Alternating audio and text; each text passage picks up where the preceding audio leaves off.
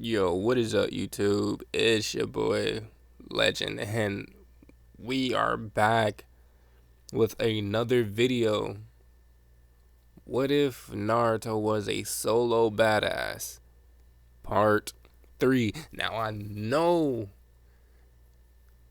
everybody in the Legend family been looking forward to this video. You guys been asking in the comments, yo, Legend, what's good with part 3 of Solo Badass? Come on, man.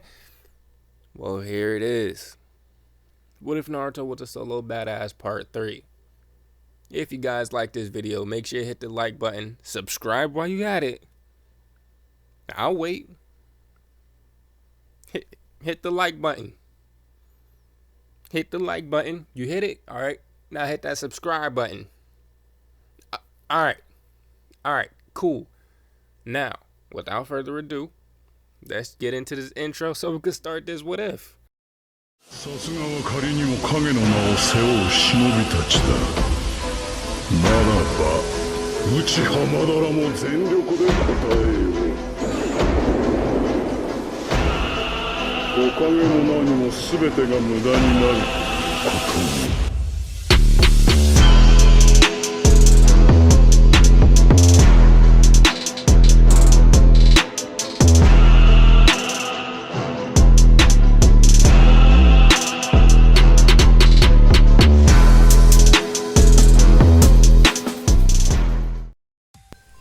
Naruto woke up sitting on the floor of the shower with the water spraying down onto him. He stood up as his bones and joints popped. He was surprisingly sore and tired, and the water was now cold.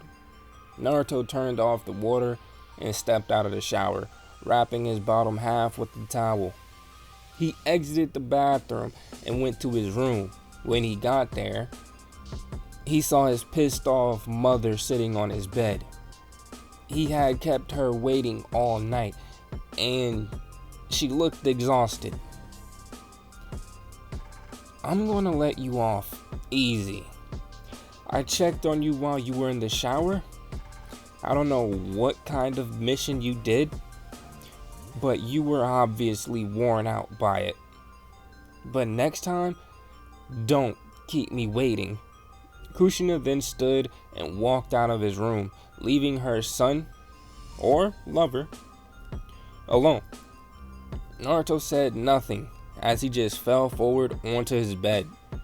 Meanwhile, Kakashi was working tirelessly, trying to decipher the message written on the back of Fukasaku. Lady Tsunade, don't you think you would be able to figure out what this message means? I mean, you know him better than anyone. Tsunade grit her teeth. I already tried, but the man I knew was always perverted. I don't know what this serious message means. There are obviously words missing from the message, like he was in a rush. All it says is that he's no threat. The real threat is. Kakashi shook his head. Maybe you can have a Yamanaka probe Lord Fukasaku for any further information. Tsunade shook her head. That's a crime. And it could turn the toads against us if we do. That's a risk I'm not taking, even if we got permission. Kakashi read the little message in a serious sense. Jiraiya went to the hidden rain because he had a hunch that the threat, the leader of Akatsuki, was hidden in the village hidden in the rain. But instead of confirmation, they get this message. I have a hunch, Lady Tsunade. If the threat of Akatsuki was in the hidden rain, why wouldn't he come back immediately and relay the information himself? My hunch is that he went there and something went wrong. Tsunade glared at Kakashi for the statement that was so clear-cut. Of course, something went wrong. The Leaf just lost the leader of their spy network, for fuck's sake. Seeing how Tsunade looked at him, Kakashi spoke again. Let me rephrase that. I believe his mission was going the way it was supposed to, up until the end. Instead of Jiraiya-sama coming back himself, we get a rushed message that's incomplete. Obviously, the threat isn't in the Hidden Rain anymore, like Jiraiya thought. And I doubt that Jiraiya's spy network makes mistakes. So either something went wrong during Jiraiya's mission, and someone or something interfered and turned the tides of everything, or someone in his spy network set him up. Tsunade now had to sit down. Pa didn't know anything because he was traumatized at what had happened, and his mind blocked out the events. Tsunade was in desperate need of a drink, and she needed it now. She pulled out a bottle of sake and slammed it onto her desk. Can someone please just go and get me Itachi? As Tsunade was about to take a shot of her sake, a murder of crows enveloped the center of her office as Itachi casually stepped out of it. Tsunade flicked the shot glass full of sake across the table and Itachi caught it. He looked at the liquid inside of the glass and downed its contents. So, how's the family, Itachi? I haven't paid a visit in some time. Itachi placed his shot glass down onto her desk and took a seat. We are fine. Tsunade let out a heavy breath before she continued to speak. I need you to do something, and you're not going to like it. I need you to take control of Jiraiya's spy network and do an inside investigation. It's possible that there is a mole in the network, and I need you to find said mole, if there is one, and become the Leaf's new spy master. Itachi closed his eyes and let out a sigh. And if I do find this mole, what would you like me to do with him or her?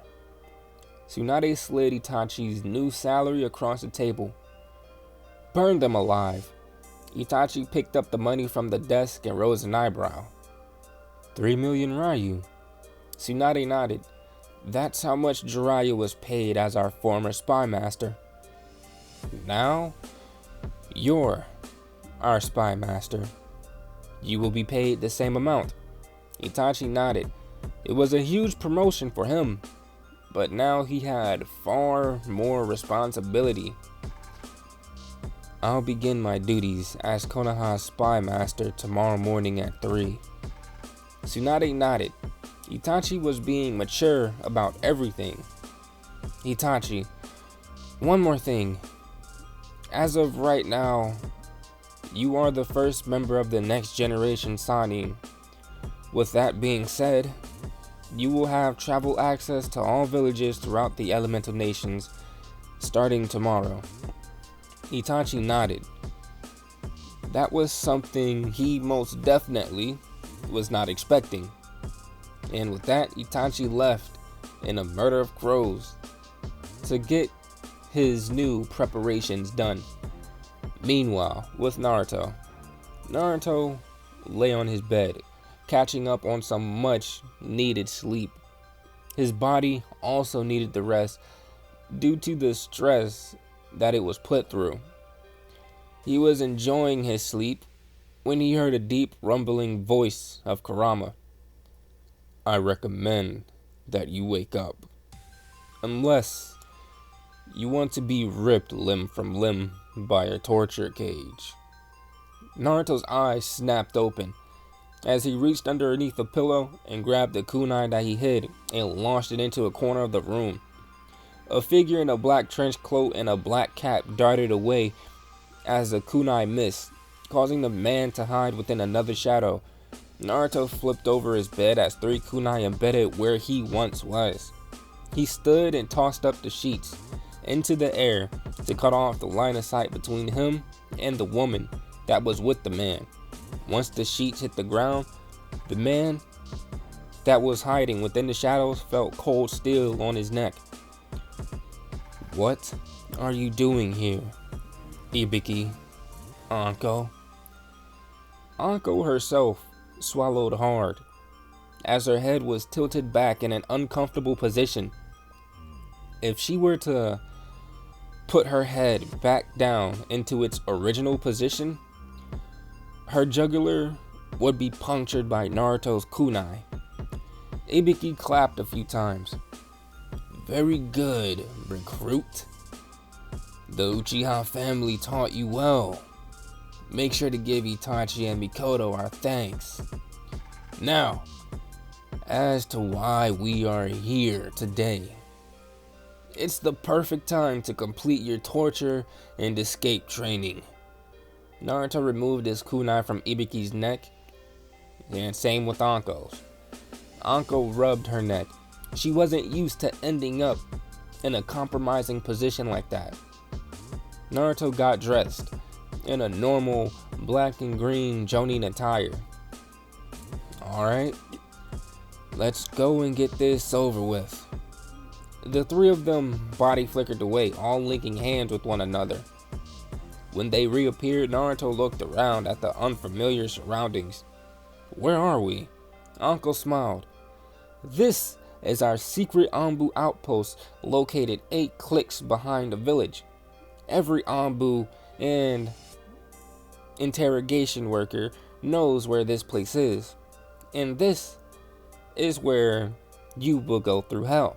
Naruto then felt all of his chakra get sapped away suddenly as a black bag was placed over his face, and he received a crippling blow to his stomach, causing him to collapse. "This will be your one and only piece of advice, kid. Don't break." With that, Naruto was dragged away and eventually placed in a cold ass room in a chair that was bolted to the floor. The bag was taken off of his face, and he saw Ibiki and Anko in front of him. Ibiki was the first to speak. "Alright, kid. What were the details of the package you received in your last mission?" Naruto said nothing and just looked around the room to take in his surroundings to see what he could use as a means of escape. Naruto then felt the python wrap around his neck, choking the life out of him. The pressure was so intense that it felt like his head would explode. Then the python was gone. "We asked you a question, kid, and we expect an answer." Naruto wanted to rub his neck, but his hands were tied. "I don't know." Ibiki smiled. He was going to enjoy this. Meanwhile, with Orochimaru, said man was currently dressed in a white lab coat that had red stains all over the front of it. Karin stood next to him as she painted a seal on the stomach of a naked and tied down Konan who was currently unconscious. Both Karin and Orochimaru were about to perform a dangerous experiment. They were going to try to attempt to combine Konan's bloodline into Tayuya's body. That Orochimaru was planning to take over eventually. Right as Karin finished the seal, Konan woke up, and she was not happy. But it didn't matter in the slightest. Konan went to lunge at Orochimaru, but the restraints held her in place. "You monster! I swear, if I survive, I'll kill you 3 times over." Orochimaru chuckled. He knew that there was 0 chance that that would even happen. Orochimaru drew some of Conan's blood and passed it to Karin. Run the test on this, and do come back with the results in a timely fashion. Karin nodded as she went and immediately got to work. Orochimaru grabbed a small device and hooked it up to Conan. It was something to prevent her from blinking. He then began to examine her eyes. There was nothing special about them, but it didn't hurt to check. "Don't touch me!" Orochimaru looked at her. "Shut up before I sever your tongue from your mouth."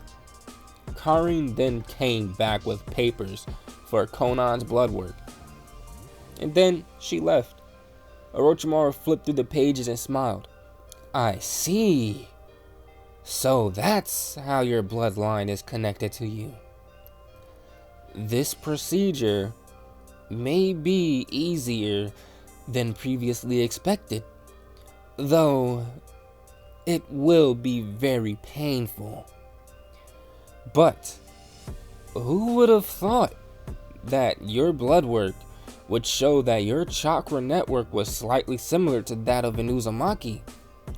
Orochimaru leaned down close to Conan and began to rub her hair like she was some sort of pet.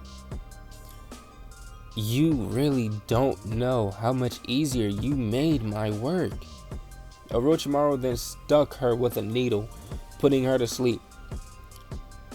"Karin, go and get Taiya's body out of the freezer. I want this procedure to be finished as soon as possible." Once the body was brought out and laid onto a stretcher, Orochimaru stood straight and licked his lips. He put on some surgical gloves and laid out all of his surgical tools, from scalpels to bone scissors. Back with Naruto. Said blonde spit out a massive amount of blood. At the current moment, he had a black eye, 2 ribs that had 3rd-degree bruising on them, and he had poison running through his veins thanks to Anko. His lip was busted, and his nose was broken and bleeding. And those were just the basic injuries that he had. For the past 30 minutes, or what felt like 30 minutes, he wasn't able to breathe correctly. Every breath he took was accompanied by a bubbling sensation in his lungs. And that was steadily getting worse. And that was only on the short breaths that he took. If he took a deep breath, the bubbling sensation in his lungs was far worse. And this time, it would be accompanied by very bad stinging sensation. And he felt all of this through the adrenaline that was pumping through his veins. So he knew that if he went to sleep or got time to actually relax, there was a huge probability that he wouldn't be able to move or get up, or at least he would need help with getting up. Naruto looked around the room. It was completely white with a table in the far left corner. He looked up and saw a vent. He looked down at the chair that he was strapped to and noticed the screws bolting it into the floor were loose. Nah, that would be too loud. Naruto then looked at the straps that bound him to the chair. This shouldn't hurt too much. Naruto jammed his right arm deeper into the strap that bound him for more leverage. Naruto then took a deep breath and quickly jerked his body to the left, dislocating his right arm at the shoulder. Naruto let out a hiss at the sharp pain, but he decided to keep moving. Naruto moved just enough to get his right arm almost out of its cuff. He leaned to the left and bit down on the leather cuffs on his left wrist as he began to quickly free his left hand. Once that strap that held his left hand was off, He quickly freed his right hand and used the wall to pop his shoulder back into place. Naruto looked over at the door before looking away and opting to use the vent as his escape. He wouldn't blow the door off its hinges, and he wasn't going to waste time picking the lock. He jumped up and began to hang onto the vent. Of course it wouldn't just pop right off. This was a place that was maintained daily. Naruto then heard the door open in the distance, and he moved and sat back down in the chair and made it look like he was still captured. Soon after, Anko skipped into the room and made the mistake of getting too close to Naruto with her guard down. Naruto quickly lunged at her and caught her in a rear naked choke, and soon she was unconscious on the ground. He looted her kunai pouch, tied her up, and unscrewed the vent as he slipped through it. After some time, he was on the roof of the building, and as far as he could tell, no one knew that he was loose yet. With his chakra still sealed and adrenaline still pumping, he ran and jumped to the next building over before he eventually jumped down into an alleyway.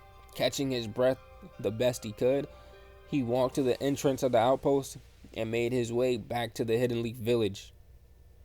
He walked for miles, all while having a hard time breathing, of all things. 3 hours later, Naruto walked through the front gates of the village.